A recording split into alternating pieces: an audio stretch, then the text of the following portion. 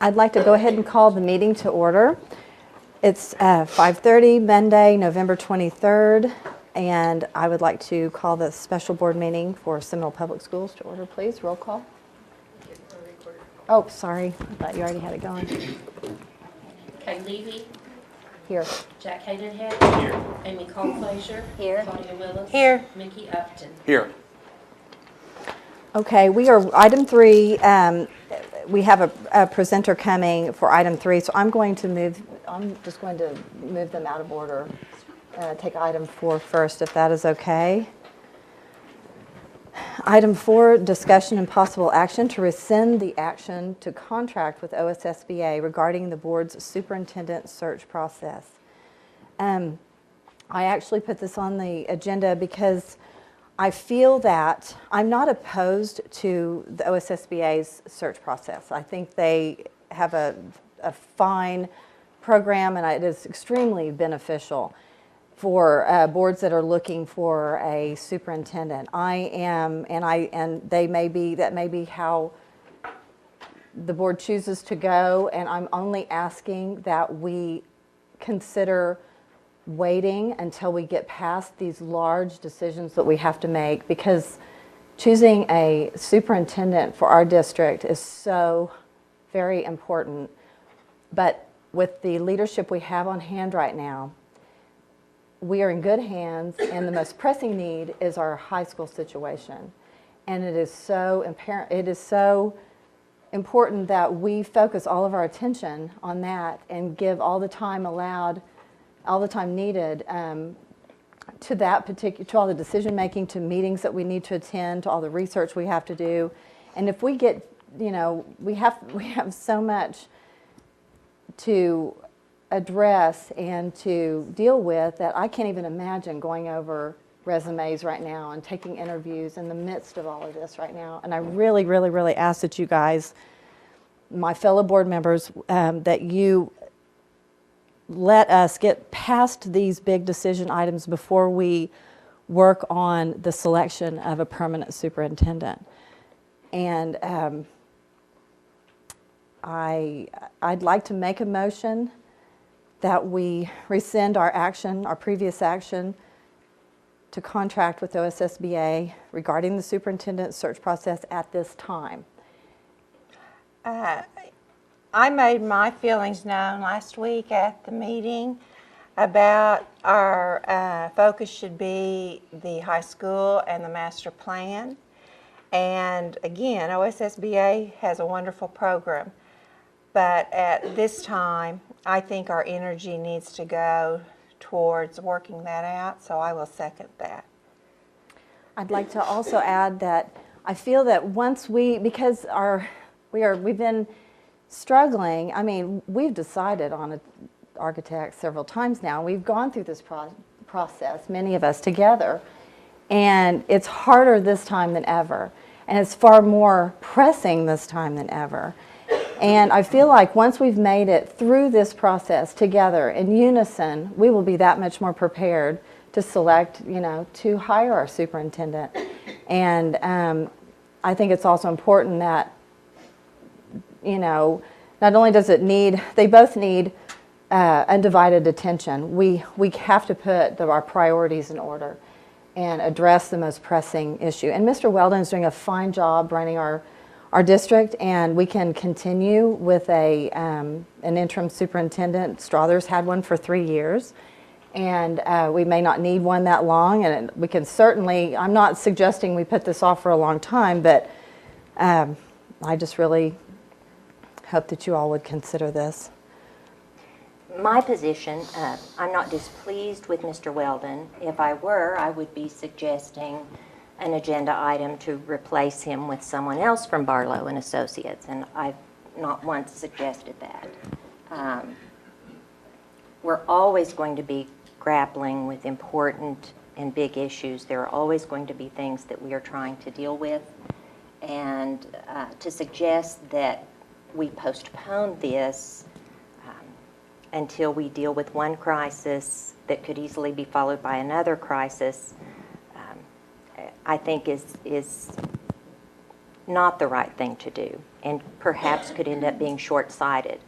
I think the timing is easily something we could be discussing as we are meeting with the OSSBA people and talking about the time frame, not whether or not to be going down this path at all right now. And so that is why I maintain we need to move forward with the meeting December 1st and the action to contract with the OSSBA. So I would be in opposition to the motion to rescind the action to contract. Ms. Miller with the OSSBA, I've spoken with her on a couple of occasions about this issue, and she indicated to me that now is the time, and again, the original action was for the 2016-17 school year. It wasn't for next semester. And transparency in the process and gives the board credibility with the community in the overall selection of a superintendent. She cited several examples around the state where it was kind of the expectation that someone internally was going to be hired, but they went through the process and on most occasions ended up hiring that person internally, but that person and the community knew that the process was done openly and transparently, and this man was the best man compared to everybody. Or woman. And that determination, or woman, exactly right. And that determination was made. And I do understand, and Amy's mentioned this many times, and she's always been in favor of, going through interviews, even if you think you know the person that you want, but it's not fair to them not to interview several people and let them, rise above on their own, not just be picked out individually by us. I appreciate that, and I don't have a problem with that, honestly.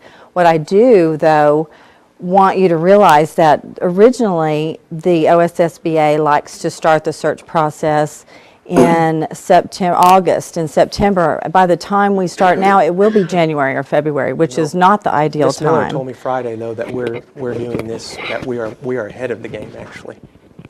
Well, For the 2016-17 school year, we're ahead of the game. and we will be trying to tackle these very heavy duty, a very big decision while we are handling basically a somewhat of a crisis situation. We can't go on indefinitely with our kids at a temporary high school. So, and we'll definitely not be going on with a temporary superintendent. So, well, there is a motion, and Mickey, did you have anything to add? So I think I was pretty clear last time. There are other schools that are out there doing this right now. Building a school or renovating and They're listed, hiring. They're listed on the OSSBA's search page as having applications available for the public to apply to. Well, sure. If we So- didn't have any other big issue facing our district at the same time, I wouldn't be having this conversation. I mean, this is a unique scenario we find ourselves in. And I'm not a person to put it off. I'm just suggesting we give ourselves undivided attention to something that is so pressing that the whole community feels we are behind on already. It's just time is ticking away, and it doesn't mean we're going to slow down on any of this. It just makes it that much more challenging to focus on to give the adequate focus to the high school plans and the district master planning, as well as finding, interviewing, and it just feels like it's not a good idea to divide ourselves up like that. I am merely asking us to make a wise decision on time management. So I would call the question. There is Madam a- President. well, I've made the motion. We have a second. Roll call, please. Kay Levy, Yes. Jack Cadenhead, No. Amy Cole Frazier, No. Claudia Willis. Yes. Mickey Upton. No. Item number 3, presentation by Mr. Steve Crawford. Thank you for coming. Regarding things to consider when selecting a financial advisor. Welcome. Where do you want me? Well, let's There's see. fine. No, I was gonna, I just. There was a people podium. came to hear me speak. They did. I have an audience. There's fine. Oh, my If it's okay gosh. with the president. Hey, that's fine with me. Let's ask Todd, where would you like Mr. Crawford's for the viewing? You're on television. Did you realize that? Well, how would you, is that okay where he is, or would you? The best place is if he could stand in between Claudia and Mr. Weldon if he wants to address the crowd. That would be great. Let's do that. Address the board. You're the director. However you all want to do it, I'll make it happen. Okay. Crowd's gonna get it too, so. Is that okay with you all if he stands back here? Okay. So, members of the board, thank you very much for allowing me to come and address you. And Mr. Weldon called me 2 months ago, and said he'd like for me to come address the board on this topic. And I said, I'll be happy to, but a little of my background so you'll know where I'm coming from. The last time I had this bigger crowd at a board meeting, they were wanting to fire me. So I was a superintendent 28 years. The last 8 at Bing, which I think's in the gym over here playing basketball tonight. The last 8 years I've been the executive director of COSA, the School Administrators Organization. Apologize for being late. I was in the Speaker of the House's office and had to excuse myself and leave early to get here when I did, and cross my fingers that one of my black and white car friends didn't stop me. So I'm here. Bill asked me to talk about selecting a financial advisor, but I can't do that out of my experiences without first talking about the proper timing for selecting a financial advisor. And so I've looked at your situation a little bit in terms of what's on the web, state aid-wise, evaluation-wise. I know a little of your past. When you're at Bing and we're about the same size schools, we cross paths a lot, and we interact with and I interact with superintendents every day. Here's my first comment. I know you all, and I'm going to address the board. I know you all know you have a problem. So there's no question that we can all agree here tonight that there is a problem with the high school and with being able to utilize it. So then the question becomes, what's the solution? And before you need a financial advisor, you need to know what your solution is. There's nothing to advise on if you don't know where you're going. And I mean that wholeheartedly. I'm not being negative towards you at all. It's just, you don't want to get a cart ahead of a horse. And you may do it if you don't know what you're going to do. If you're going to remodel old high school, that might be a different advisor than if you're going to go out here and build brand new. It might be. And so I think that's from what I've read in the papers and what I know of you and what I know about you, I think that's the dilemma that you're in. And I'll tell you this, my experience is I ran 12 bond issues in my 28-year career.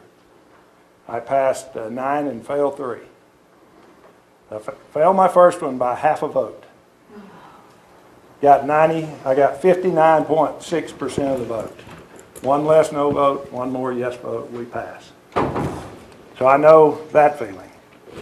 I failed my worst one about the 4th one I ran out in the western Oklahoma when my board split on me. And we failed 67 to 33%. 33% for the issue, 67 for it. When we voted for it, we were all for it. When the public pressure got on, I had a couple of board members decide it wasn't the right time, wasn't the right place. That's all it takes. It actually only takes one. So I'm going to beg you all to consider, whatever you do, finding a way to be unanimous in that decision. Because it's hard to get 60%. It's impossible to get it if 2 board members aren't for it. It's difficult if 1 isn't. 20% of the people will vote no because they vote no. Just go look about anything. If you're going to get more than 80% of the vote, the no's have to stay at home. Because if they come, they're going to vote no. That's the history of voting. And I won a couple of bond issues, or our districts did, 97%, 91%. In the 91% case where we won, I had a lady who was not employed by the school, just a friend, an elderly friend, who went to all the no votes and said, if you can't vote yes, stay at home. And said, if you go vote, I know you vote no, I'll come see you again. Now, I didn't tell her to do that. She did that on her own. And the issue passed 91%. If it's an issue everybody can agree on, it'll pass in the 80% range. Typically, school issues do. So you guys' biggest problem is not who to hire, it's what to do. Now, that's an outsider looking in. If the 5 people in the front of this room looking out at that group out there can't agree on what to do, what do you think this folks out here can do? Think they can agree on what to do? So what I'm here to say to you tonight, and Bill's not paying me anything for this, and you aren't either. And I could be home trying to get out of trouble with my wife. But the truth is, it's hard to pass a bond. Just not much of a chance to pass one if this group right here can't somehow get to the point where they compromise and all of you get a little of what you want and figure out what direction you want to go. Now, maybe you need more information to do that. And so maybe there are some people you need, or some folks, some experts in the field to come in and do a better analysis than you have. I don't know what you've done so far. I suspect, Bill told me you've had a structural engineer look that estimated some cost. If that's still an option that you want to look at, remodeling the old, and you need somebody to look at that structural engineer's work and then put some real cost figures to it, then maybe you need to hire somebody to do that. That's not really a financial advisor. Their work is to help you make sure all the bond papers are filed, all the right documents are in the right place so that nobody can challenge your issue legally. That's what their work is. And they'll advise you on how to pass an issue, but the one that advised me the most, I lost 33% of the vote because they don't know your community. Most of these folks you're going to hire are outside the community. And so you have to provide the knowledge and the analysis of your community and how they're going to react to what you do. Having said all that, I can talk to you about your 3 proposals. I've read them all 3. And I can tell you what I would do. But you don't need to do what I do. Y'all need to figure out what you want to do. But I'll give you some advice on bonds and those kind of things, just from experience. You have the capacity to vote a general obligation bond slightly over $4 million. Probably about 4.4. Do you have any bonded indebtedness now? No. So you could vote the max, which is 10% of your evaluation. Put you somewhere in that 4. I didn't see the new. Last year's was 4.4 million. 4.3. 44. 4.3. 4.3. So about 4.3 million. I hate to say it. That sounds like a lot of money. I wish I had it, but it's not much money to build. So then your next option is a general obligation bond in series. So you got a single issue bond or multiple issue bonds. So you can vote a series that every 5 years you sell bonds again, or every 3, or whatever your taxing structure. Now that's where a financial advisor will help you. We'll let you sell. You sell bonds 1, 2, 3 times. So the people actually vote on 4 issues at one time. It's called a series bond issue. And typically, size of project you're going to do, you can't build it in a year. So if it's 2 series, typically you'll finish up with the second series. You get it started with the first series and either lease purchase to finish and then pay off with the second series. But those are the typical ways to indebt a district. General obligation bonds, single issues, or series issues. The creative way to get a lot of money to do a lot of work in a short period of time is called lease revenue bonds. And lease revenue is just what it sounds like. It's a pretty creative, pretty involved process of voting obligation bonds and using that money to pay off the lease revenue bonds. And so it's probably a series bond issue on one side and a lease revenue where you get all your money up front and do your project. I'm not a big fan, but in a situation like yours, where you got to have more money than you're capable of raising through the other processes, I think that's something you all five need to agree on, that you're willing to go that route. I can talk the pros and cons a little bit, but I've never actually run a lease revenue bond. I've been out 8 years. Those were just starting about 8 years ago, and that process has been pretty successful in communities. The advantage is you get more money. You aren't bound by that 10% limit, and you get it earlier and you build sooner, and ideally things go up over 10 or 15 years. That's going to take you to do a series out, and you save that money on the front end for the extra cost you have on the front end. Costs more. So the way I see it, number one is you don't need a financial advisor until you figure out if you're going to remodel the old or build a new. And the five of you all have to decide that and do it together.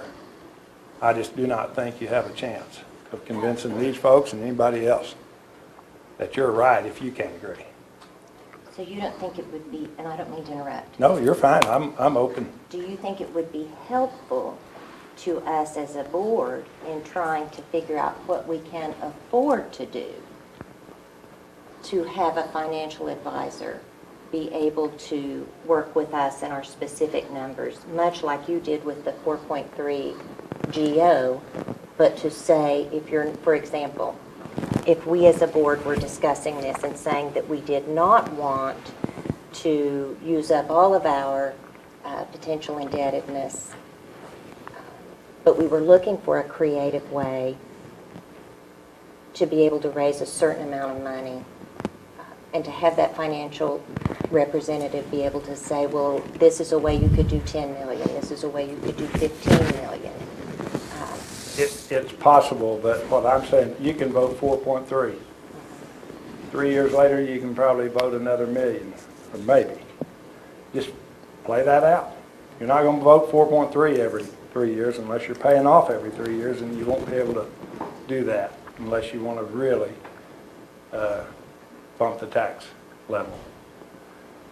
So the 4.3 and the series are pretty cut and dried. Financial person will come here and tell you, they'll tell you whatever scenario you want. If you want that, you can probably get that.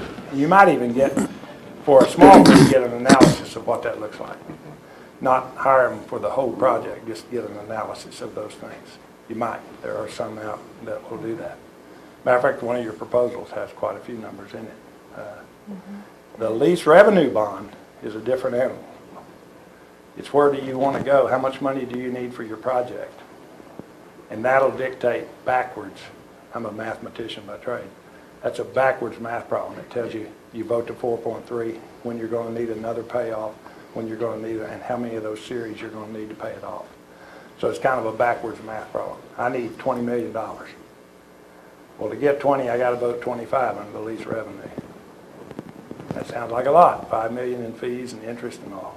But you're looking at doing a $20 million project versus doing $4 million, $2 million, $2 million, $2 million, $2 million, and spending 10, 15 years to get to your 20. That's the difference. And that's what they'll tell you, but it won't be much different from my numbers I just gave you. So, how much money do you need? Can't build much for $4 million. You just can't.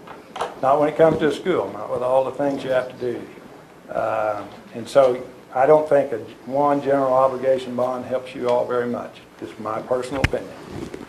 So then it's a series. Can you build, how much can you build with series? And lease purchase, there's some lease purchase things you could do, which is a kind of lease revenue bond. But lease revenue bonds are bonds. They're sold. People buy them. They're paid off with your general obligation bonds. And you can get 15 million, 20 million. You have to say, we need X to get here today. And here's how we want to, and they'll tell you what you have to do to pay for it over the life of that 20 million. And hopefully, the schools that have done this have generally saved more than the fees and the structure that go along with this, because of the current building costs are so much less than future building costs. And if you're in building very much at all, you know there's a code. and the code's updated, and every time it's updated, it costs you more to build. And we've just gone through a major building code update that's going to make schools even more expensive from this point forward. And so typically that is the situation. So for me, from my perspective, if I were here to advise you, which I am not, make that clear, you don't have but one option in the financial side. The option is how much do you need to build what you want to build and where are you going to do it?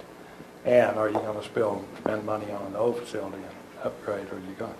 First option is what you're going to do. You're going to build, be all new, or you're going to try to make the old work in the new environment. And I think those are two tough questions that you have to deal with and answer. And again, I'd say, if you guys can't get there, you're going to have a hard time passing anything with these people out here, because you have to be united on what you want to do. And one of the things I said that made me somewhat successful, if I was successful at all, is you got to look at your kids. Somewhere you have to put kids first, and you have to put adult differences aside. And you have to say what's best for these kids.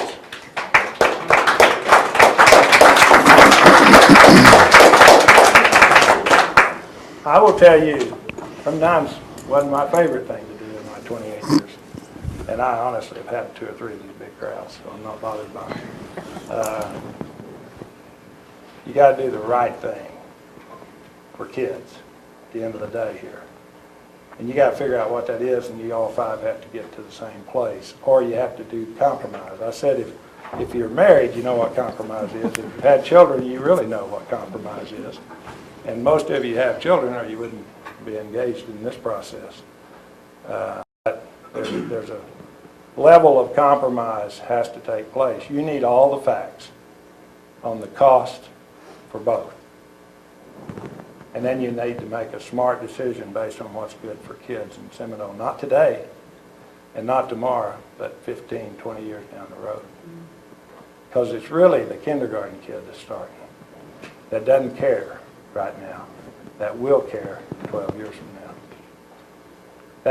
That's the kids that we're talking about. We're talking about kids that aren't even in school yet. You have to build quality enough that it will stand the test of time. You have to build safe enough. You have to consider some type of safety structure in whatever you build. Storm shelter I'm talking about, because this is kind of tornado alley. I've lived in it my whole life. You have to have more technology in your building today than you've ever had, and you have to build for that. I have remodeled old, and I have built new. And it's easier to build new. Remodel old, you'll spend a lot of money on things you won't ever see. Just a fact of life. There's no easy way to do it. I understand location. I understand all that. I understand all your troubles here. But if I don't get anything else across tonight, he didn't tell me what to say or what to do. He said, come speak from the heart. So that's what I'm doing. If I were in the leadership chair here, it wouldn't be my decision, it would be yours, and we'd have to get to a place where you all agree. And that place needs to be sooner than later, because you got a problem. We don't deny the problem. We don't deny we're going to raise taxes in Seminole Public Schools. It's the only way we can fix our problem. The problem is where we're going to spend that money and spend it where most taxpayers agree with it. Now, I'm a taxpayer, so in my communities, and I've never voted against a school bond. But they've had some fail. They had one fail in my school district where I live right now, the last one they ran, because it wasn't vetted well enough. It just wasn't vetted well enough. The board was all behind it there. They just didn't vet the community well enough. So there's lots of steps there that a financial advisor can help you with, or an architect can help you with, or whatever. You just want to be an open process, and you want to be able to argue on the side of the issue that you're doing this for children. This is what I said made me somewhat successful as a superintendent. Every decision, how big or small, that was the last question I asked. Is this good for our kids? And if I couldn't say absolutely it is, then I didn't do it. We just stopped, backed up, re-looked at it, went another direction. That's what you all have to do. Is this good for our kids today and our future kids? So you have, basically, you have three. You can get somebody to come in here and give you the exact numbers. They're not going to tell you much different than what I just told you. You got three kinds of issues. You're going to do series bonds to pay off two of them. One of them just a GO bond for $4.3 million. You vote it tomorrow and you might do one wing of something. That's what it amounts to. So that's just really not an option. So you looked at our three proposals, and I understand you don't think that we are ready at this time for that. But you looked at our three proposals. I did. And can you... If you were selecting of those tonight, I have my biases, but you have one from Texas, you have one from Kansas, and you have one from inside the state. You probably have a history from the one from inside the state. Yes. There may be something there you don't like, I don't know. But I would say to you, of the three proposals, and you can read them yourself, none of the three, except the one inside the state, have done lease revenue bonds in the state of Oklahoma. None of them. This is a complicated bond process. This is a lease of your properties to an authority, and you lease it back until it's paid off, and then they give it to you. You cannot afford a mistake. Right. You need somebody that's done this. I would just clearly, and I don't have any connection to any of the three. I clearly would not go with somebody that hadn't done one of these in the state of Oklahoma. There has been lawsuits in the state of Oklahoma over these, not by the firm that proposed to you, but there have been some. And one issue thrown out by somebody trying to do it for the first time and forgot to do something. I'm saying to you, experience matters. In this world, it matters a lot. If you've done these and you've been successful in some, and they've done the biggest ones, some of the biggest ones, hundreds of millions of dollars, and you haven't been thrown out, it's a pretty good test. And so I know probably legal minds here on the board, I think there are, but that's a real concern for me as a suit. I want to know what your record in actually doing this work, because it's tough work. Speaking of the in-state one, and we have used them exclusively for many years, Long history. I believe, and Mr. Fisher has always been so great, and we've always kind of had him as a resource, even when we didn't have Right. an impending election. And, I mean, do you not think that's necessary? I mean, kind of what you're saying tonight, we should wait, Well, but he's always kind of been, if you're going to, if you select them tonight, you're just a little bit ahead, but he'll do a lot of this work free gratis in terms of doing what you wanted. Crunch the numbers for me, tell me how big each of those series have to be and when those payments are due. He can do that.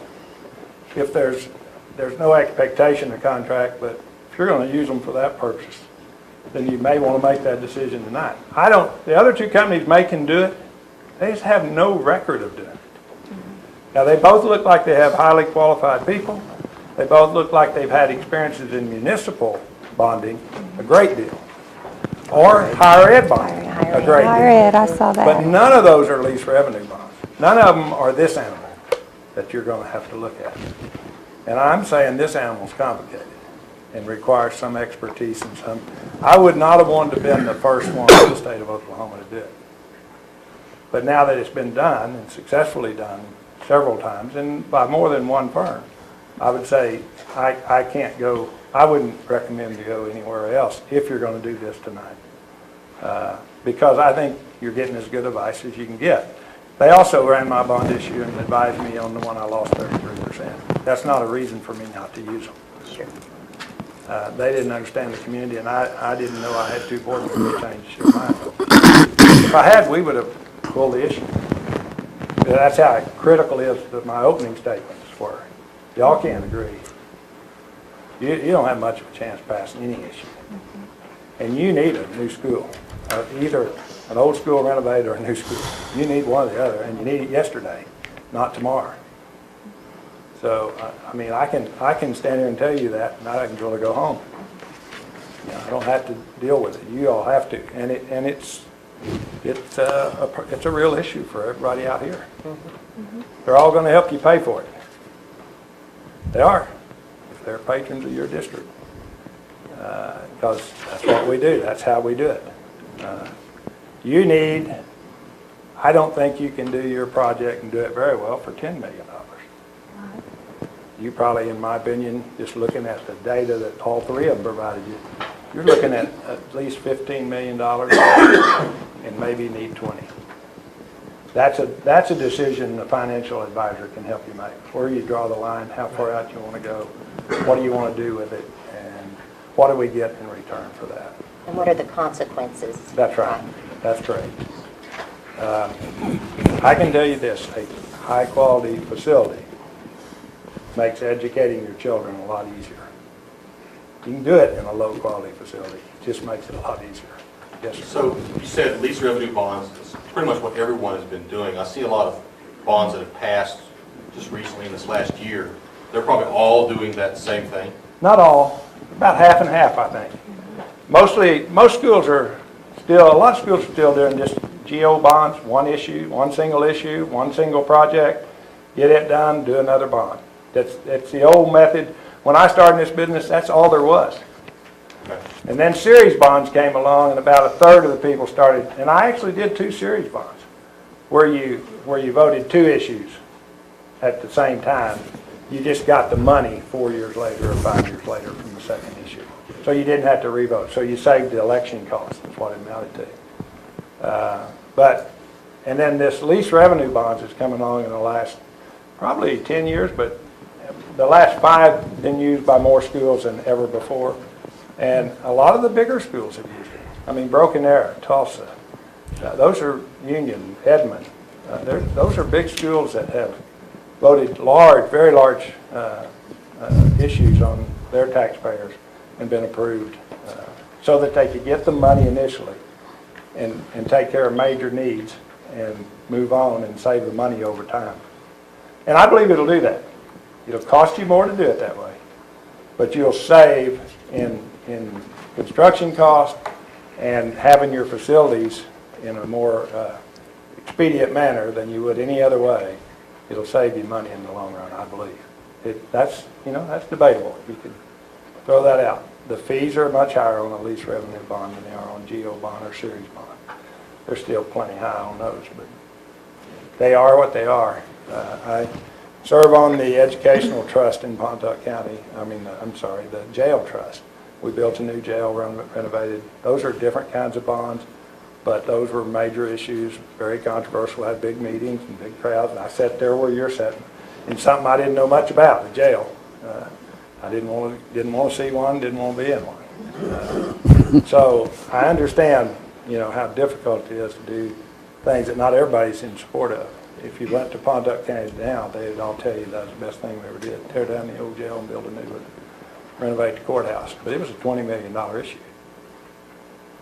It wasn't lease revenue bonds, it was just bonds. It was just sold $20 million in bonds. So I guess my question was, though, if other schools are doing lease revenue bonds, of the group that replied to us, this is the only one that has experience with it. There are other groups in Oklahoma that do have experience with lease revenue. There are a couple. They just didn't reply to our RFP. They did not reply to your RFP. Okay. And you don't have to do that. You don't have to bid. What you did here is way beyond. You could select one without doing that. I applaud you for looking at other options and other folks. And these folks might could do it.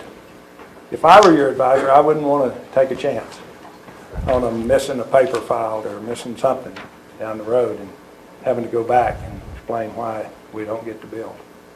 I wouldn't take that chance. I truly believe the people that did it in the state can do it because they've proven they can on multiple occasions. And given that what we're really looking at needing from them right now is some good financial advice and budgeting help and taking a look at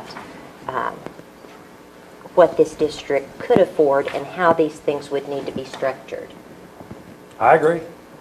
What they're going to need to know eventually is what you're doing. Sure. And they actually need to know it before they give you much. What they give you up front will be what you ask for, and it'll be speculation on your part. If you want to know the maximum you could get through a lease revenue bond, they can tell you that. And they kind of put some numbers in there so you can work off of them. If you want to know, how many series bonds that is to pay that back, because that's how you're paying it back, and what year you get your building back and actually own it, because you're leasing it for that period of time that you're paying the bond debt. And where does that leave us with regard to other facilities or other things that might come up and that sort of thing? I think they would be able to, especially the firm that has had the history with the district. Yeah, and if you have abnormal tax base growth, then your cost to the folks in the audience here will be less. And then makes it a little sooner that you could vote some other issue for another problem. But your problem is, you know what it is. You just don't know the solution. And you got to get there sometime, folks. You 5 people have to get there. And I mean, it may mean everybody compromises a little. If you need more information about truly the renovation cost for the old building, you might need an architect to take your structural deal guy's recommendations and put some cost to that so that it's not guess. But all of those things may cost you a little money for that information. There's not many of those do it for free gratis. Already has a little bit. Yeah, and it can again if you just keep going there. And I haven't walked through your buildings. I haven't seen that report. I don't have any basis for making a judgment tonight whether or not you ought to spend money on it. That's something you need to listen to people advising you, and if you want more information on it, you need to direct Mr. Weldon to get that information from somebody that won't charge you, but I don't know who that'd be. Most of them have a fee for coming in. There are a few firms that come just do an analysis and have no intention to bid it, but there are very few, and they're somewhat expensive. They won't be cheap. And I get it. The more information you have, the better decisions you make. But get those questions answered before you tackle the problem. Financial advisor, you could hire tonight if you're going to just consider those 3. If you want to wait, then you could ask for more people to see if anybody else wants to. If I were considering those 3 tonight, I'd stay in state. The office is in Norman. You can drive over there. They can't hide from you. True. It's not Atlanta or. Well, and they've had a wonderful history with the district. I'm not selling for them tonight. So No, I I'm getting understand. nothing out of this. And I'm not, I wasn't But dead I'm set on just- them necessarily. What I looked at, if you found something in the 2 others where they had experience in-state doing a lease revenue bond for a school, I couldn't find it. I looked couldn't for either. it, and I didn't find it. Now, if they've done that, that might change my opinion a little bit, but I didn't find it. So, Bill, anything else? Yeah, just a question. It's kind of along what Amy was talking about. If we go the lease revenue route, can it not be structured so that you still got a cushion if you had a building project? You could. Okay. All right. Yeah, Where you could vote other bonds, In other words, if we had to build a classroom or something. yeah. You could. After You it's can leave paid a little down. bit of room there, or you can not build in a high growth percentage that'll generate you some room over the next 2 or 3 years. So let's say you can vote 4.3 and your typical growth is a couple $100,000 a year or 400,000 a year in ad valorem. So after 3 years, you'd have 1.2 million available. So you can factor all of that in. Those are things a financial advisor can do for you. Right. If you say we want a little room at the top, so how do we get to this number, voting this amount the first year, how do we do that? But you are obligating out, and a lot of those project a 2% growth in ad valorem, and I would caution putting any more than that. So, your history may represent a 5% growth. I just think it's tough times, and projecting growth is a pretty dangerous thing to do for the next 4 to 5 years, maybe. Just me personally, I would Better to be real soft. surprised by a pleasant result than to Yes. not meet it. I would not want to be surprised with having to come up with money somewhere else to make the payment. I agree. That would be my advice to you. Thank you for your I'm time. here. Thank I'll you. stay Thank with you. you.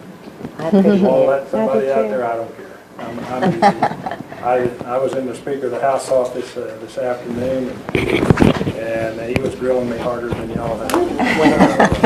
He's wanting to know how to solve the state's $750 million. I imagine so. And for us to help find things that you can do to save money so he can save money, if that helps you any. So everybody has problems in this environment financially. I think you have to, I think again, at some point, you folks have to put kids at the very front of that decision-making process and put your differences aside and figure out what you want to do and do it together. If you can do that, you'll be successful with these folks out in the audience. You'll have their support. You'll have whatever that decision is. You'll have a new facility somewhere, whether it be a renovated or a new, for your kids, and they deserve it. I've been in old facilities. I've been in new facilities. It just makes the job easier to have better facilities. And you're never through building in the school business. Hopefully it makes you grow and you need more room. Hopefully it creates you another problem. That'd be a nice problem. Yeah, It would be. So I'm sorry I was a few minutes late. No, Thank you I very appreciate much. y'all telling the highway patrol. Thank you so much for coming.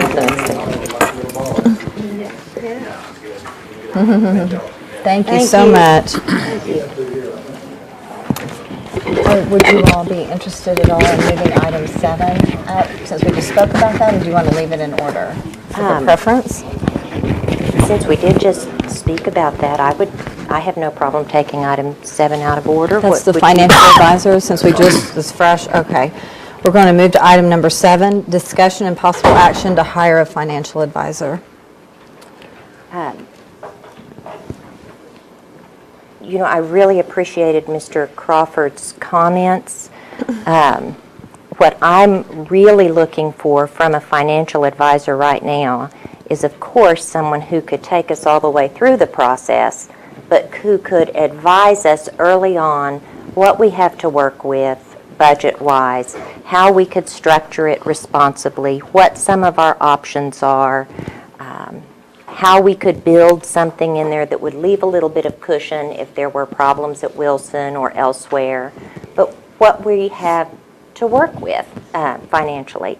And I think that that would be something that would help move things forward by working on all of those fronts at the same time, rather than maybe getting that information right before a bond issue, maybe having a project go all the way through to fruition and then hope that we could afford it, or try to find out how best to structure it at that point. I'd like to be learning about the consequences of those different structuring proposals while we're working on the project. And so I would think that, and I would certainly accept his recommendation that we go with someone that we have a history with and that's located in state. I was always very pleased with Stephen McDonald and Associates and Ron Fisher. In fact, even before the last bond issue, when it was still just kind of a twinkle in everyone's eye, so to speak, Ron Fisher had provided some information here or there, free of charge, was always very good in the off years at coming and advising the board free of charge. And maybe then hiring him at this point, he could begin working with us in our updated information and answering our questions, much like Mr. Crawford was able to answer a few right off the top of his head. Not to where, Mr. Fisher would have to be present at every board meeting or anything along those lines, but just to where if we did have questions that could be submitted, he could get back with Mr. Weldon and that information could be passed on. But one thing about Mr. Fisher, anytime we wanted him at a board meeting, he came.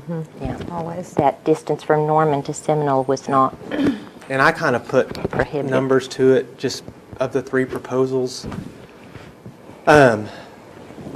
PFM, from the way I saw it, PFM and McDonald kind of were the lowest 2. PFM's was lower than McDonald and Associates, but I think that, my opinion is that it's not like so much of a difference that it's worth taking the risk that he was talking about, that they haven't. They're out of state. They've done I don't know if they were lease revenue bonds, but they've done a lot of school bonds in Texas, a lot of independent school districts in Texas, but every state is different. And I kind of agree. I mean, I would, and in full disclosure, I would support McDonald Associates, but in full disclosure, we have used McDonald Associates for many years, and I want to make sure that it's clear on the record that I have absolutely no financial interest in by us using McDonald Associates in the past for bond issues, when McDonald Associates has been our financial advisor in bonds. Their bond counsel has used my father's law firm as local bond counsel. Before you were on the board? Before I was on the board, before I was even a practicing attorney with that firm. But I know some allegations were made earlier this year that I attempted to hire a financial advisement firm that had used my firm in the past, so there was some kind of pecuniary gain there. But I mean, I want to make sure that that's disclosed, and I think I would probably abstain if there was a motion to hire McDonald Associates, just so it was clear that I was not trying to make any kind of financial gain. But they couldn't even use our firm anyway with me on the board. But, I don't think that's but I'm not trying to help out McDonald Associates, who has used us in the past before I was on the board. We've used McDonald Right, in the the schools past. used them. Did we have a problem with them? Not at all. No. We were always happy. This with it. was, And will they charge us a fee for selecting them? For Is there some selecting fee- them? If we choose them tonight and say, yes, they will be our financial advisor, is there a cost associated with that? I don't believe so. I think they don't charge us yeah. until they And they work. might give us that more was, information and that about was, what's all- and that was the kind of difference, decisions. that's what put, They've always helped us. that's what put Columbia Capital, that was the third one, that's what made them so much higher than the other two, was because their investment advisory services, they had a fee for advisory services that was like 20 or 0.20%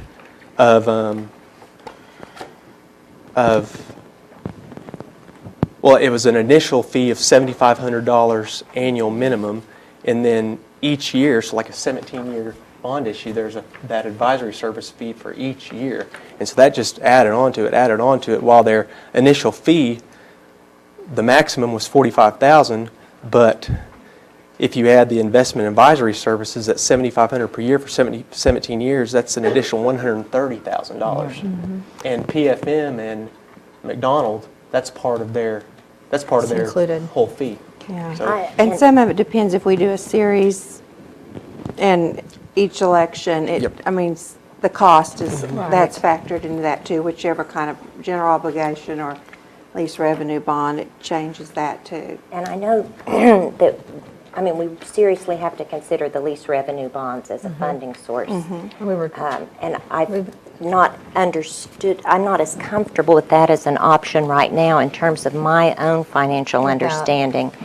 And I think that I've read a number of things, but I think he could really, the people there could really direct me to some materials that I could read, that I could get my head around, that would help me process that information also, and then be more comfortable voting and approving for that type of mechanism. well, if you all out there could see the different proposals that we have, McDonald's and Associates has already provided information for us. It's very, very descriptive and very accurate. I mean, it's given us advice without charge, just in here, just, you know, just a preview of what to Right. expect. So By that's an virtue- example, Yeah. right, of how they, and we have a history with them.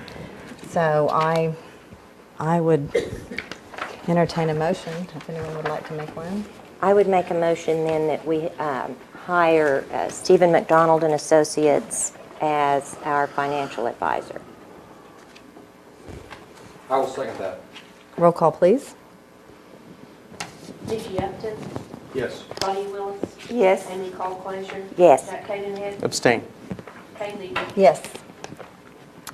Okay, back to item 5, discussion and possible action to hire a project manager. This is something that we heard presentation the night the architects presented. I just felt like that the situation we're in, we're kind of in limbo in some other areas too, that if you've got somebody that's available to oversee the entire project, many times with architects and even with contractors, a lot of times they'll bid some of these things out that are not necessary, or maybe they're a little more expensive than what we really need. I'll give you an example. In other words, if they bid out, part of the specs is for let's say a $3,000 urinal in a restroom, when a $750 one would be to serve the purpose.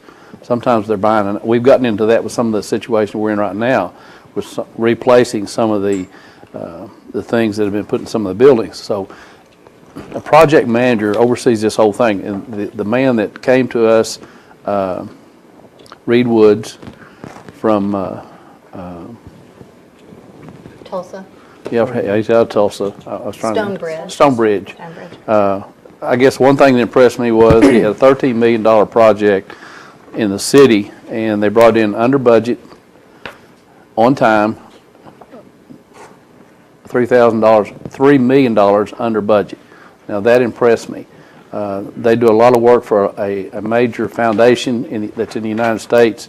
Time and time again, they've done the work, and it's all generally comes in below budget on time. That's one of the things I think you accomplish by a project manager, is to oversee the specs and everything that's being divvied out as far as on a project is concerned. So I'd like to see you consider a project manager to oversee and work in I guess, would work in unison with your architect and your financial advisor. More so the architect than the financial advisor. The financial advisor is just going to tell you what you can do with your numbers and what you qualify for and how you're going to pay for it. How do you establish those numbers? I think it's with your architect, and if you've got somebody looking over his shoulder and saying, we don't need anything like that for the purposes we're trying to serve. I just think it's going to be a savings to the district in the long run. So that was my agenda item to put on there, because I felt like it was important. We heard the presentation, and I would like to see you consider that. Now, the project manager, from my understanding, is, we've always been, well, in the past we've used construction managers, and we have, been considering that as well. But a project manager is a construction manager as well as a broad spectrum. He helps us with a bond We have a construction proposal. manager too. No, he So would doesn't you serve he as a wouldn't be construction manager. Okay. He has a would background. oversee. Okay. He would oversee the whole process. So he's on when he top talked of- to us, he said he would even get involved, if need be, as far as the selection of a piece of property. Okay. If you were to build a new one, or what we need to do on the old facility. Okay, so he's the liaison between Right. us and them. He works for us. He doesn't work for a contractor. He doesn't work for an architect. But we'd still have a construction manager possibly. That's possible, Okay. yes. Okay. I actually had a patron come in earlier this week or last week and ask me to kind of research this, and I actually turned out I know one guy actually who worked for a project management firm, and kind of what, and I talked to some other people in construction, kind of what the vibe I got, that with a project manager for a project our size, that's just kind of one project, that it adds another layer, and it's another fee, adds another layer between the board and the architect and the engineer and the construction manager and whatnot. And Stonebridge, obviously they're very impressive. You look at their projects, like Jinx Public Schools, one bond project, they had 18 construction projects going on at the same time. Different schools, different renovations, new elementary, new middle schools and whatnot, and multiple architects. So, that project manager is that person between the board and the architects. Norman Public Schools, they had 4 middle schools being renovated at one time, and a couple of elementary schools. I think y'all probably seen the new Reagan Elementary on the east side of Norman. Had all these projects going at the same time with different architects, so it kind of made sense in their situation. Here, the kind of the indication I got from people I spoke to in that industry, that that basically they're just kind of doing what the architect would do, and we only have one project going on. So it seemed like just an additional layer, more paperwork, I mean, more complications, adding another layer to it. But we could have more than one project going on. I mean, if we decided that we wanted to renovate and build an additional site or at another facility, that's where I think a project manager could be helpful. We might still have the same architect, but this high school, whatever we decide to do, is probably the biggest project we've ever done in this district. That is one reason I kind of think it might be good. And then also the difference is the project, and just correct me if I'm wrong, based on their proposal, they would be selecting the architect. I mean, we can, obviously we can, but they wouldn't just automatically work with whatever architect. Who am I looking at here? That's AIP. No, they would assist I you. think they can assist us is what, if we need assistance. I don't know. I mean, yes, we could definitely end up having multiple projects, but they're not, I mean, we're not going to have 18 different construction projects. So, are these the only people that do this sort of thing? That's the only one in the state that I know of. There's a firm in Norman. Yeah, ADG. ADG. in Norman. They're the ones that were the project manager for Norman Public Schools. They're project managers also. They might want to make a proposal. So Stonebridge for was this being in originally Norman. originally comprised of the Donald W. Reynolds Foundation Capital Grants Program. And then they branched off of that into other programs. These guys are doing big projects. They're doing some very large things in Philadelphia, OU Tulsa Learning Center, One Oak Field. Gosh, they're doing some very big things. It's maybe a little large for what we're talking about.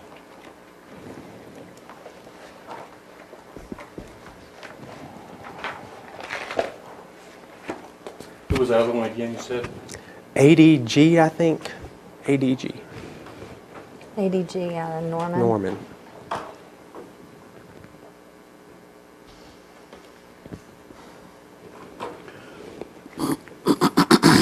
I wonder if it's worth getting a proposal or Sending out an RFP. yeah, sending an RFP to them as well. See if we can get Well, I think if you're really considering it, but if we're just going to go through if you think it's a frivolous cost, well, then there's no sense in going through that motion again. I'd like to ask them and find out if it makes sense for a smaller project, because, I can see the point of, multiple projects. That does make sense. But, they approached us knowing that basically what our project was, and that they were applicable for that project. So. Well, the reason I mentioned the $13 million project, because I think ours, regardless of what we do, is going to be in that neighborhood. And if they can save $3 million on a $13 million project, I think that's what our taxpayers would like to hear. So, but I'll do whatever you want me to do. Well, I think the idea, it sounds nice to have someone that's looking out for on the school's behalf. And I also, since we took the statutory steps to declare an emergency where we can hire a straight construction manager, a true construction manager, that's what they do. I've talked to people that build houses, much smaller scale, but they make that decision where you can get a commode for $500 cheaper instead of doing this one, and they right. Well, and there are a lot of different versions of construction management, and I'm not familiar with all of them. I just know sometimes someone will say it's construction management, but it's really a hybrid form of it and not straight construction. The thing you have to don't forget the fact that your architects work on a percentage of your construction manager is going to be a percentage too. So once again, we'll drive home the fact. Those people don't work for the school, so to speak. So, But doesn't the project manager work for a percentage also? no, his will be a set fee.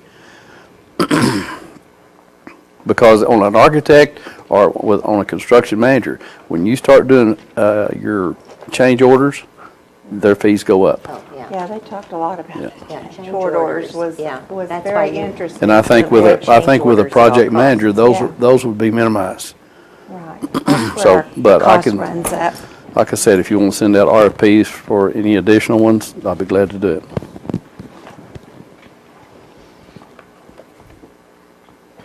Well, do we want to move on? or I do you mean, wanna if we're going to send out an RFP, we need to Probably table this and, yeah. Is that what you're make sure we really want to Right. pursue that. I mean, with this, this is the only example I've got. These are a bunch of big, giant projects Right. these guys manage. And like Jack mentioned, this is Right, not they're us. So this one example is not really something that makes me want to hire these guys. Well, I think they do them in all.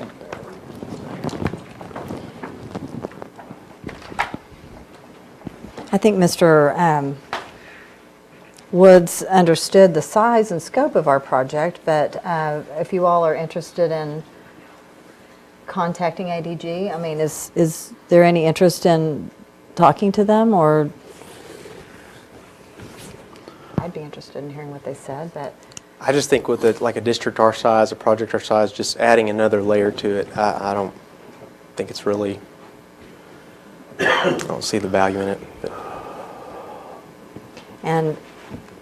I've always liked how, in the past, the board, they meet, and the board and the superintendent, they meet with the architect, they meet with the construction manager regularly, seeing the Right. project through. Well, we And meet- just, I mean, we've got this statutory duty to make these decisions, and just removing more decision-making from the board, I'm not for that. Okay. All right, do we need to, we can always revisit that if we see the need for it. Are we ready to move on to item 6? Sure. Go through? Okay. Item number 6, discussion and possible action to hire an architect.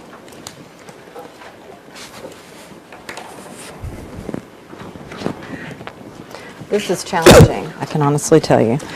Those 4 presentations we saw were all very good, and in their different ways. They each had something very interesting to say, and they each showed ways that they would be willing to come in and help us meet our challenges. I probably whittled it down to 2 that I thought would be best equipped at working with the challenges that we present as a board, and that the structures in our district present. The fact that our students are in a temporary building. But I'd like to hear what some of the others have to say. So, Kinslow, Keith, and Todd,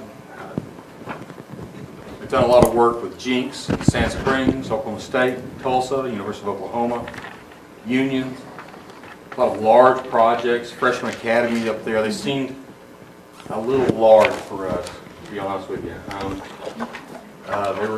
They're pretty good size. They got a big picture of all their people, and larger sometimes means they can do many things at once, but maybe they're so large they don't pay attention to the little Seminole.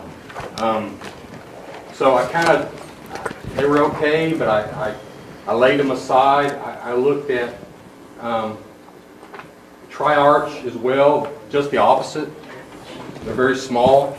A lot of very small schools, a lot of metal buildings. I love their presentation with their data. They had a drone.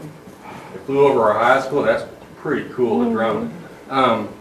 But they really hadn't done anything big. They did the Kremlin school district. They hadn't done anything big as far as schools go. So I thought maybe they were too small, and I was left with one didn't even show up. So I was left with two. I was left with AIP and Bacchus Payne.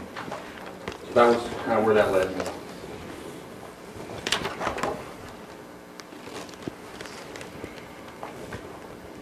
Well, would you like? Waiting on you. Oh, waiting on me? Well, okay.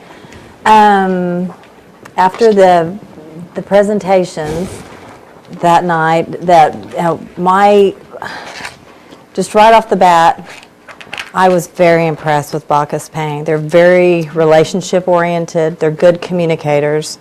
I like how they engaged us. I wasn't expecting to be interviewed myself, and so I was impressed with them. Again, they do very large projects, but I also think that they do smaller projects too.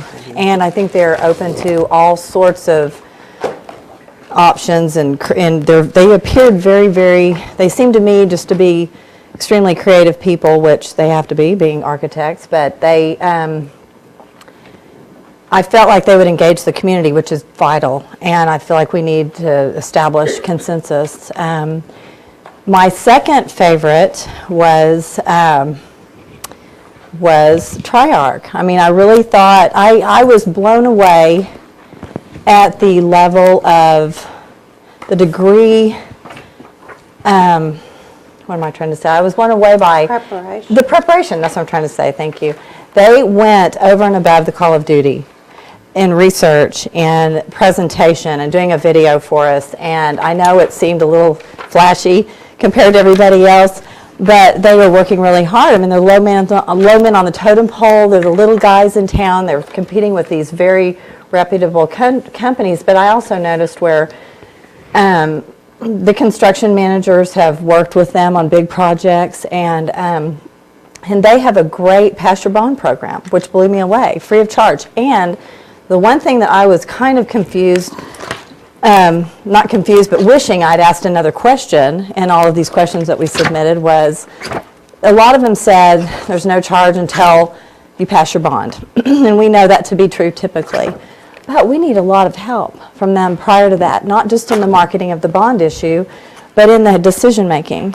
And I think that the professionals, and they seem to be the ones, and Bacchus Payne might be this way too, that would really get out there and help us and represent us to the community and be a good educator to all of us, so that we all can grow together from all sides of this issue. Because if everyone comes out and really tells how they feel in the community, in the staff, in the district, on our board, we're going to get it all out there, and then we can start putting all the pieces together.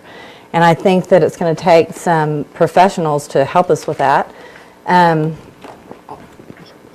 okay. No, I mean, I could talk all night. I'll throw out, and I was determined just to listen to y'all too before, but I'll throw out two pros that I picked up when it comes to Bacchus Payne. Mm-hmm. One, they have ZFI as their engineering team, and which is structural, and then of course they have the mechanical and plumbing and electrical and whatnot. And they put in their, I don't remember if it was their initial proposal or their responses, that the first thing that they will do is go to those the report. I mean, and start. So we're not redoing. Right, exactly. Right. And then the second was that they kind of they first of all, they acknowledge the challenge will be to find the project, and I saw them as kind of the only ones that really highlighted it's not old versus new necessarily. It's the possibilities of new renovation or combination of the two.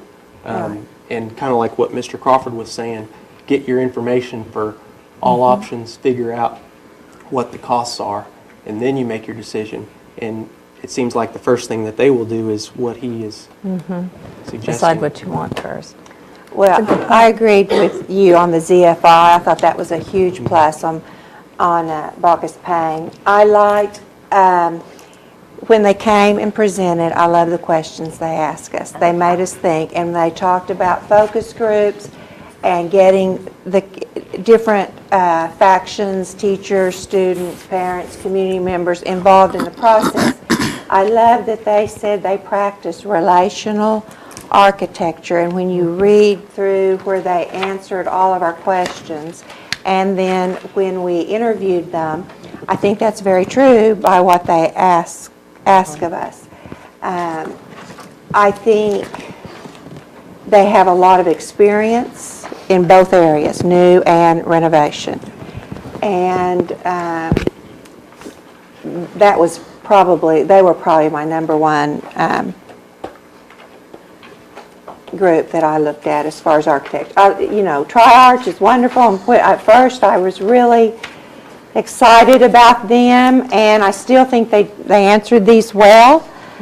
But I don't know. I just think they have the experience behind them. That's my thoughts. Well, during the meeting, you and I looked at each other and said, I like those questions. And we don't have a lot of those moments.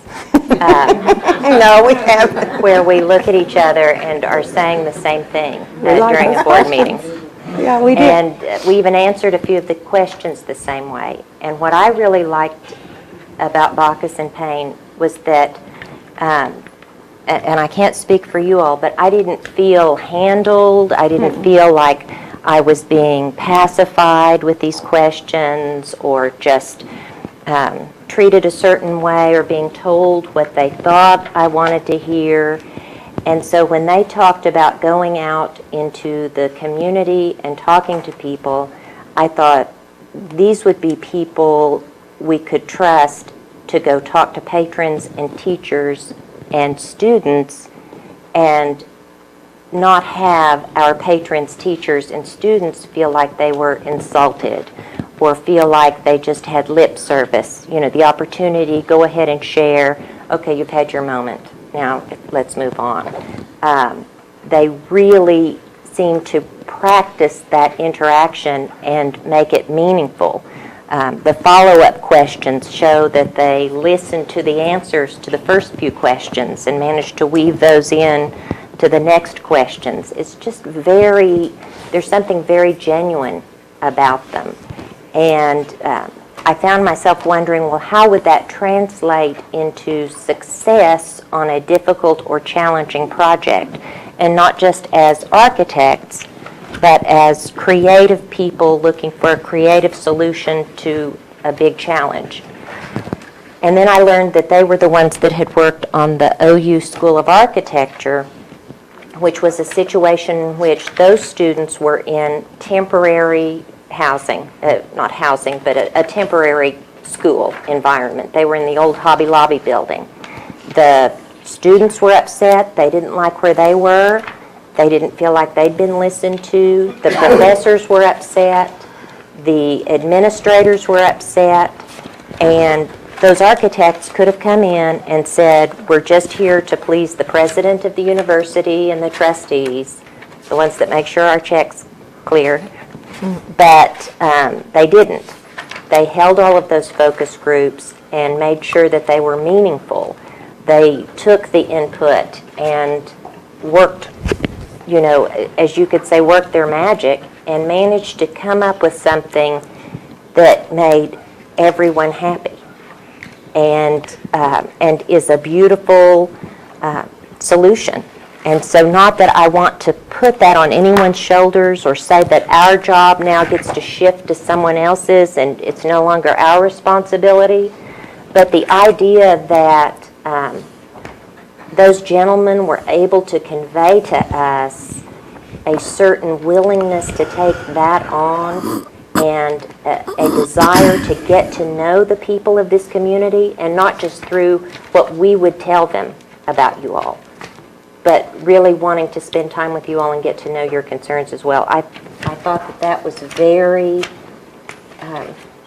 significant. Yeah, they were my number one of the questions, and just from their presentation. And then, of course, all of them provided very nice portfolios for us to look at. I mean, they're all very accomplished. Right. I think any one of them, I don't think we'd go wrong with one of them. I feel like Tri-Arch kind of put us in a different, I mean, the questions and answers turned up different amounts, the different architectural firms thought that they put a different dollar figure on our square foot, on our per, square foot costs. And Bacchus Payne was more, but I think that they would work with us on, and I mean, I'm not afraid of spending more, honestly. I'm afraid of spending not enough. And Triarch seemed to really pride themselves on very, very, very limited budgets, which is very important for many schools. But again, I don't think Bacchus Payne would have, I mean, they have to see what we are capable of possibly passing here in this town and work with it. So. And what everyone is interested Right. in. Are we, is it going to be of metal construction? Is it going to be something that that resembles a more stage structure? Is it possibly looking or possibly whatever? timeless, Right. And those are just cost estimates, I think, that they are throwing out there. Even then, they're not saying, we think this is what it would cost to build your school, when they don't have our school in mind yet. They weren't afraid to give us guidelines, which was nice, I think they do very well with the focus groups. I would like to be present because of the questions they ask us. Just to see what they would bring out from different groups, because we weren't expecting that.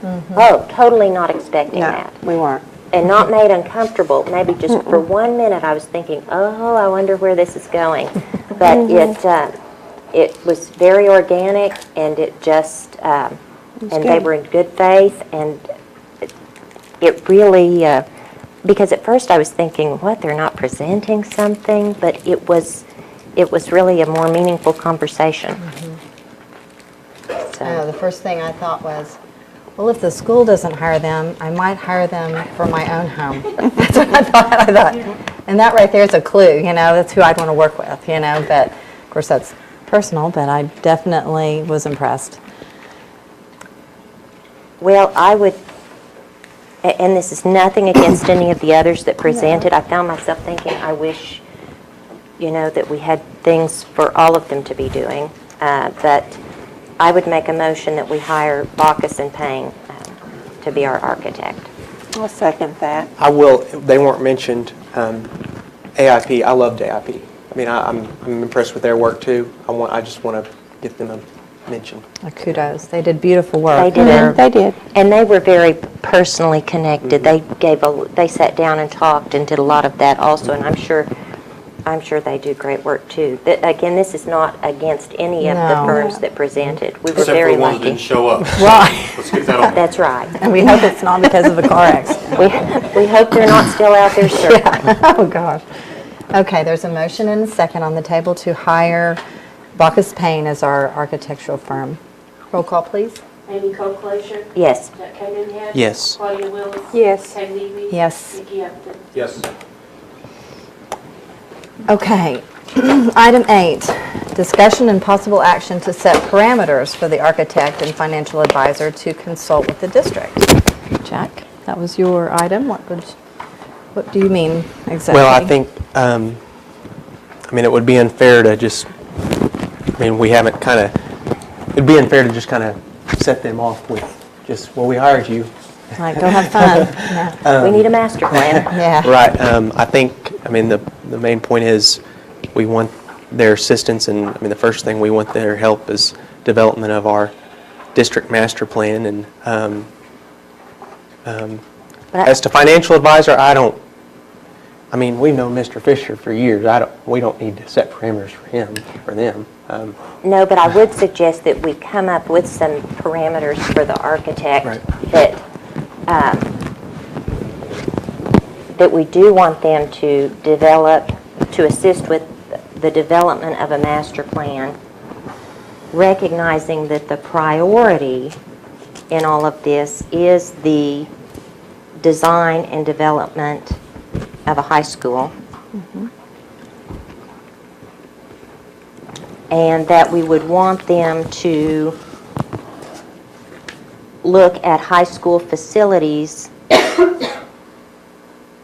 I would say to be located on a central campus for a starting point, either adjacent to or near the existing high school.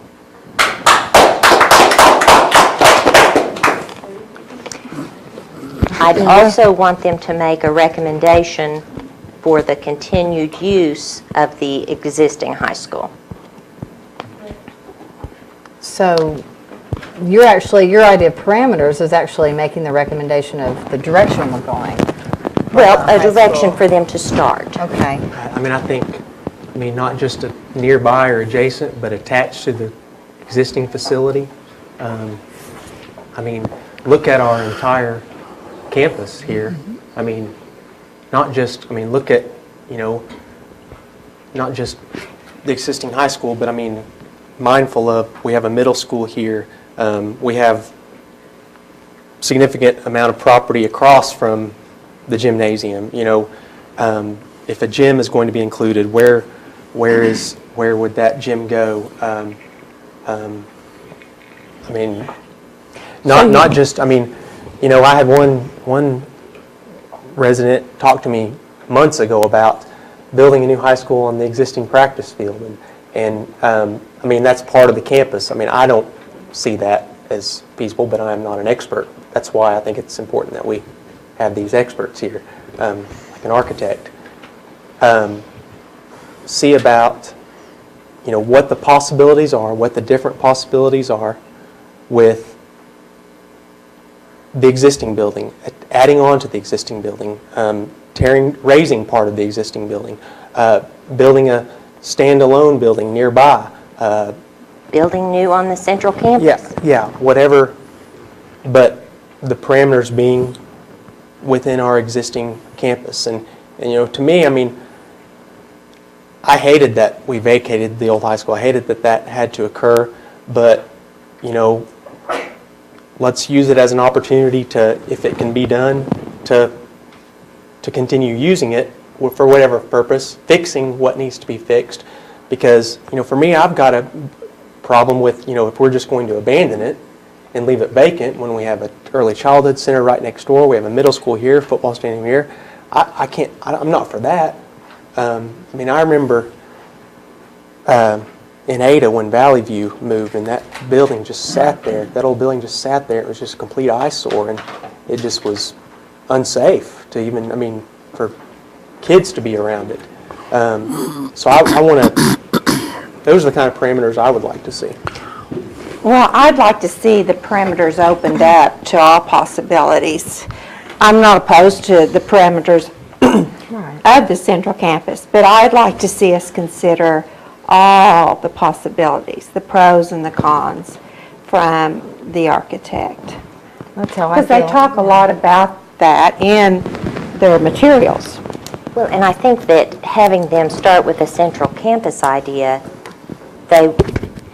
we want them to bring pros and cons. We want to hear pros and cons. We want them to say, for example, does it make sense to put anything up against the existing building? If so, why? If not, why not? We want to hear from them, their words. If there is something that can be done on a central campus, great. If there's something that can't be done on a central campus, they can tell us that. And if we have to look at other alternatives because those are exhausted and they say, we've looked at the central campus and we've started there and there's nothing that we can do there, they would be the first to tell us that. So basically you're saying you want them just to look at all of that first and not be comparing it to a new school per se, but just looking at I'm not that. saying it couldn't be a new school. Well, I'm just saying, I mean a new school in a new location with a new, where you could build on-site a new, auditorium and a, gymnasium and a cafeteria and everything. well, and their idea may be raise everything right there and build right there. Their idea may be raise the old gym and raise the auditorium and just keep the core and the front facade. Their idea may be none of those things. Where do focus groups work into that plan? Oh, I think the focus groups still, they'll know exactly, just as they would with or without parameters, what they're going to focus groups for. So if focus groups are still saying, if there's still a huge division between staying on campus and building in a new location and growing our district that way, And maybe they'll have ideas for dealing with that. Maybe their idea will be, look at this beautiful new building here on a central campus.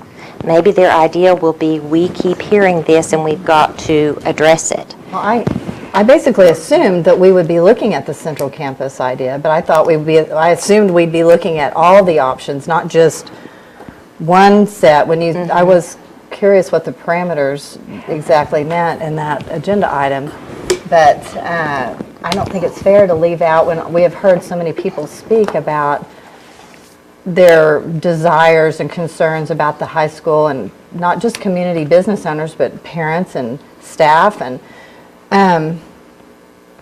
I know it sounds to me like you're trying to narrow the parameters just to help We're them giving out. them something to start with. But it feels like that could be, I don't see why, if we can take on all of this and a superintendent search, they can't take on, 2 different locations at the same time. What is your other location that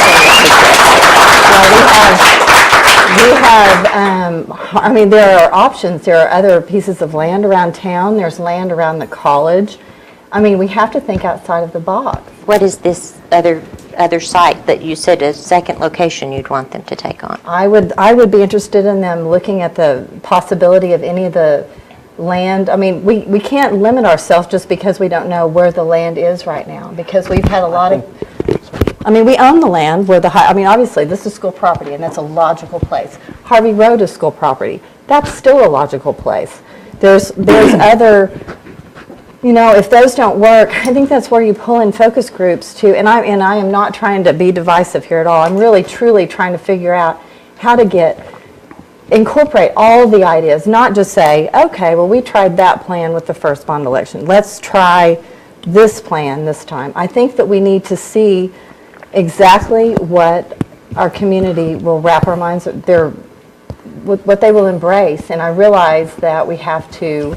And we're not, the thing is, we wouldn't be making a plan. You're asking, we're asking them to look at, all the possibilities, but just within the parameters of district property here. I want them to look at the possibilities of the central campus, because there's some real interest with people here in that area. That. I mean that wholeheartedly. But I really don't want to just say, well, let's just forget about a new location and only focus on that. That doesn't seem fair. We've learned the hard way. And if there was, the Harvey Road property, that's been voted down by the people. Barely, right, yeah. Well, not barely, a lot. So other than that, that is a limitation. We don't own other properties, so it's kind of unfair to set parameters that includes property that we don't own. Well, they But told we us to don't dream own big. enough property around here. Well, that's And what then we're they'll talking tell us about. that. And Yeah, then Mr. McDonald, one of the things that Mr. Crawford talked to us, and that's why I don't want to see this so narrowed, the parameters so narrowed about possibilities, because I think focus groups could help show other properties we might consider. I don't want to see us be so narrow, because he's right. The 5 of us and the community, we have to get together. We have to build that consensus. It's talked about in every one of these architecture questions, answers. We have to build consensus. So when you narrow that parameter there, I think that is going to make that more difficult. That's my feeling about that. Within the 5 of us, and then within the community, that we have narrowed it and we're only considering that. When honestly focus groups, I think it was one of the speakers last week, talked about we need to pull in the chambers of Commerce, and we need to pull in different groups and ask for their help because we need that. And I mean, it's part of our requirements in the community. I think they could help us through that, and if it starts, they could come up with very creative ideas on the central campus. They could come up with creative ideas in other areas and give us the pros and cons to it. And really, it's going to take those kinds of thinking outside of the box to bring each one of the 5 of us closer towards a central idea. And it feels like, I mean, I wouldn't suggest that all they look at is another location, because that's not fair to you guys who are looking at the central campus. I feel like it needs to be all of it this time. And I think they can take that on. We may meet with them and they say, no, we don't want to do that. We want you to choose. We'll be in a big bind. I don't know, but I personally am not comfortable with narrowing it down to just one area. We will be looking at those areas. That's the tough job that this architectural firm will have to take on. I mean, I would think that one of the first things our Brockus Payne would want to do is get focus groups in place, do the kind of questioning they did with us, and get the feedback and start building information for us to share with us as to what they see the consensus. I'd like to see them visit the architect, visit with the BLS. Like you said, the child who, they're not thinking about that right now. I think that's a great idea. The parents, you know, what is it that you envision? I mean, what is it? And then move on to BLS and primary, and then move on. That's what I see with the focus group. And if we narrow that focus, that perimeter, then I'm not sure we're going to build a consensus, and we're going to be back where we've already been, and we don't need to go again. We do have a problem, as Mr. Crawford said. We have a dilemma that we need addressed. But we'll get there. I'm glad to hear there's people in the audience here that are willing to come out for the central campus. We need everybody to come out of wherever they are and speak up and get involved and be active. But the architect will be more objective about it. They're going, and so that's what I'd like to see happen. When I talk about developing a master plan, I not only have high school facilities in mind, I have all those other, you know, I mean, I see every day I see needs at Wilson School, but that's just because I have a child at that site, and you know, and I also see needs of, you know, our agricultural education program. I'd love to see facilities in that area, but that's because, I mean, I see that firsthand because I have a child in that program, and so I would, just because I say just about the high school doesn't mean that my idea of developing a master plan just includes the high school. It includes those things that I just mentioned, and it would include things that each of us mentioned. But I mean, obviously the high school is the top priority right now. I mean, and so that's why, you know, my thought was that the specific parameters that the high school be specified, and I'm going to go ahead and make a motion.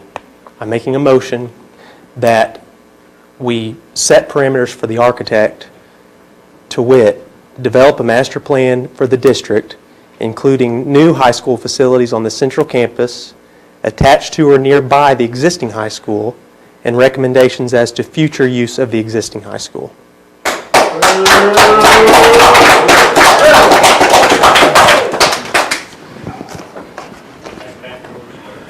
May I remind you, they said we need to be 5-0 on this.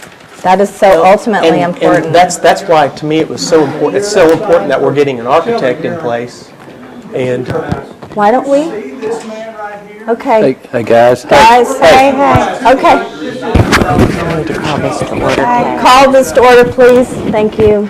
I mean, I didn't even say that right, but Well, that's why it's so This great is that why- we're getting an architect in place that can, we're not making these decisions. but we're telling him what to do, though, before. We're just setting parameters. We're most certainly not telling him what to That's do. limiting him on what he can look at, We're which is working with not the property fair. that we have, and that's what we're asking, that's what I'm, We're not asking working that with the we do. property we have on Harvey Road. that's been voted on. I don't think that's, No, Oh, please. Please. Please, no outbursts from the audience, you guys. We want you all to stay. to me, it's not worth going down there. We have kids in a call center right now, so to Right. continue exploring Harvey Road that the people have voted on, I that understand. is not. I'm just not worthy, saying in that's my land opinion. we own as well, but what I'd also like to say is if we do try one narrow parameter or one one-sided parameter, as opposed to looking at this as a whole, that could set us back time-wise too. Because if we exhaust our possibilities there and think, oh my God, this is going to be so expensive, possibly, that could happen, then it puts us that much further down the road to switching gears. If we look at it all at the same time and let the architects guide us like they suggested in their questions and answers that they gave us, then they might save us some time, which is precious right now. And I really believe that we need to, if we are truly, if you are, I honestly am committed to coming to a 5-0 vote with you guys, but it has to be right, just like it has to feel right to you all. But we have to, if we are stuck, I feel like we need to take our place where we're stuck to a professional and say, help us here. I still think a 3-2 vote on this is not going to do us any good. We're not calling a bond issue tonight. No. I'm just But asking to parameters? set parameters within our central campus, the area that we own, our property. We've done Harvey Road. It was defeated. I just don't think that's spinning wheels, in my opinion. Well, So- but they said in everything we have, it needs to be a unified decision on the And board. hopefully, with the guidance of this architect, we will reach that And- point. And we are setting them loose, so to That's speak. part of the on- parameter. Not if we narrow it. so Right. There's I mean, nothing wrong with focus We're really not groups. narrowing it that much. Focus We're just groups narrowing having it to input. property we own, to That's a huge facilities that we narrowing, own. Well, it's. And it's we also have to get remodeling, moving. which everybody in here says is more expensive by far. No, I'm there's not no necessarily saying, no remodeling one in said anything your about motion. remodeling. I never No. said Oh, renovation okay. or anything. Well, that's true, you didn't say I said that. recommendations as to future use of the existing high school. Future use of the existing high school. Well, we can't use it the way it a new is, so it would have to be remodeled. No, it was asking for a recommendation, but that was separate from a new school Right. on the existing Yes. central Okay. campus. Attached to or I'm- nearby. Yeah, but you said, anyway, I still am not in favor of that. I don't think it's fair to limit us on what the architect can look at when he wants us all to be on the same page. I mean, I can see why is it so difficult for you all to consider looking at everything? I mean, everything has a chance. I mean, we're not supposed to, we need to let these professionals give us advice on that. He might come up with some, knock our socks off plan for the central campus that changes a lot of people's minds out there. That's not going to be different. I mean, that can stand or rise above a plan of a new school possibly if they come up with something we haven't heard of yet. We haven't had anything to sink our teeth And to into. build to design an entire new school, you don't even have to necessarily have the location. I mean, they might say that that's what needs to be done, and they can do that, even without having the location. But looking at all of the options and my suggestion is just let them build consensus with all these focus groups before we set parameters. Because we know. I agree. I just feel like we're getting the cart before the horse again. The parameters need to be set after we hear from the people that are voting on this bond election. I mean, we can't get it backwards. And that's the problem. We might decide on who knows what here, but that doesn't mean it's going to pass, obviously. I mean, we know that already. Madam President, I was going to ask, there's been a motion, but But no are you second, showing right? there's been a motion by Jack? Okay. But not a second yet? Okay, I'll second the motion. Any more discussion? I think it should be all possibilities and start with the focus groups. I heard Mr. Crawford, I want to reiterate him say, you need to get information on centralized campus and on a new facility in a new location. He stressed that when he spoke earlier. Well, and if there's a proposal for a new location, that can come forward. But, I mean, there is no proposed new location. I mean, a new high school a full new high school can be designed without even having a location. I mean. But you didn't suggest that in the You said parameters. central You campus. said located here. But that's what we have. That's the property that we have. I'm not, the other property we have is Harvey Road. Right. I don't want to go down that road. Okay. So that's why I made my motion. But how do we reach a 5-0 just because you don't want to go down that road? No, I mean, again, the architect can design, they can look at the central campus idea and all the possibilities with that. And they can make the determination that that's just not feasible, and they can design a full new high school without even having a location. But we're not asking them to do that right now. You're saying we are only wanting you to look at this location here. So you're narrowing it down. I mean, are you saying to look at the possibility of building a new school somewhere else and the possibility of redoing this area here? I didn't hear that. I didn't say that in my motion. No, I did Okay, not. that is narrowing it down. That is Exactly. eliminating a huge part of what we have heard in this community, a huge part of what this board feels. We won't be a 5-0, and we have to have a 5-0 But we're vote. letting the architect look at all the different possibilities, and, I mean. Not all of them. No. Well, yeah, if they come to the determination that it's not feasible, they will tell us. Then that's and they going to can do take, that. so then we start over. It wouldn't be starting over. It'd be It far from just needs starting to, over. to me, it needs to be more open-ended. Right. We need to I just consider feel all like it's- possibilities, not just one. I mean, I'm certainly not trying to shove it down your throat that we're only looking outside there. I'm saying let's look at everything and let the architects who are used to working in these difficult situations help guide us through this process and listen to the people. Listen, we won't pass a darn thing in this town without us being united. Right, and we're not calling an election tonight. You're calling a parameters for a possible, but you're not calling for an election, you're calling for direction right now. And the Yeah, and that's what direction we you're have to calling do. for That's is the not job we a. have to do. I mean, No, we need to do it with advice from professionals that can lead us. We know, we are aware of the difference of opinions. I mean, that is, and it's understandable, and it's painful. It's hard to deal with that. But I feel like we need help I outside want of to the explore board. these possibilities. We've contracted with an architect, the experts, to look at these possibilities. They can tell if it's not feasible. I am putting it in I am asking to put it in the hands of the architect. I think I'm the one who requested that we hire an architect tonight. Well, that wasn't, no one opposed that part. But the point is, it's for all of us. It's not just because you suggested it. I mean, we all need this, Certainly. and. I'd rather do it. And it's just, they want us to be unified, and you are making a division right smack down the middle on what the architect can look at to begin with. So how is that unifying our board if you're really trying to unify it? I'm hoping and I'm anticipating that the architect, the experts in these areas, engineers, they can look at these possibilities, and they're extremely innovative people and can present to us a master plan specifically concerning the high school and new high school facilities, and show us that this is a good plan. This is a great plan, and hopefully the 5 of us will like what we see. Without the opportunity of seeing anything else they can come up with right Well, off if the it's bat. not, That they can just design a says- whole new high school. Why are and- you limiting them? Are you afraid that they're going to say a new high school is a better option? No, not at all. And they might say that, and we can Madam go from President. there. Okay. I am not in favor of this at all, but there. I cannot read. I will. I was writing Jack, it out you here. could go ahead and repeat it.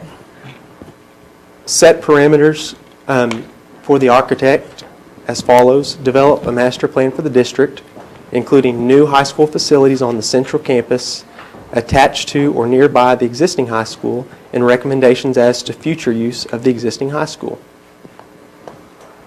And of course, there's a whole lot more I would love to add to that. But since the high school is the primary priority right now, I specified that. That last sentence was, and... Recommendations as to future use of the existing high school. Well, I'm disappointed that we would start out this way with an architect. But there's a motion and a second on the table. Roll call, please. Mickey Upton, Yes. Claudia Willis, No. Amy Cole Frazier, Yes. Jack Cadenhead, Yes. Kate Levy. No.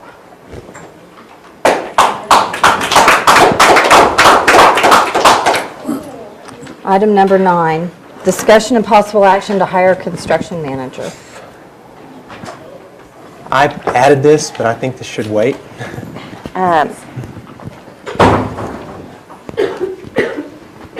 I think it should be tabled too. There were some construction managers, I think, that were supposed to get RFPs, maybe. We ended up just having 3 replies, so is that correct? Yeah, it may be a little soon to get one anyway at this point. Beg your pardon? Would it be a little soon to hire a construction I manager? I sent out the ones that was requested by the board and the ones that I knew of. Are there others that you would like to send out RFPs to, or you're saying there's ones that we haven't heard back from? I'm saying we could just table number 9 Okay. for right now. Since it was my, oh, We sorry. got 2 responses, is that, that's what I got, right? Got 2 responses. We actually got 3, but there was only 2 that made a proposal.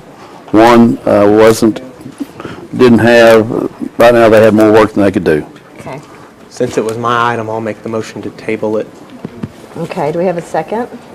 Well, wait. Oh, sorry. We're going to table it. I don't even know when we ought to table it to. Well, we don't have to say what we're tabling it to. When you table it, it just dies, is what we were... Well, I thought it dies if just no one makes a motion. No, what we learned in our conference training, and that was a surprise to me, that when you table it, it doesn't mean you have to bring it back at a certain time. It just goes away, and you have to remember to bring Make it the back. motion to table it. Got it, okay. Second. Roll call, please.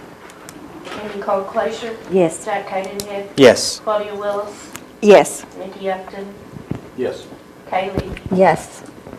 Item 10, discussion of the cost estimate for repairs to the old high school. I don't remember requesting this one. I remember requesting 11, but obviously I requested both of them. I think 10 and 11 kind of go together, and I think those need to be tabled too. Okay, item 11 was the discussion and possible action directing possible repairs to the high school. So you'd like to, is that a motion? Yeah, I'll make a motion to table items 10 and 11. I'll second. I think, Well, that could be addressed by the Right, architects, so. exactly.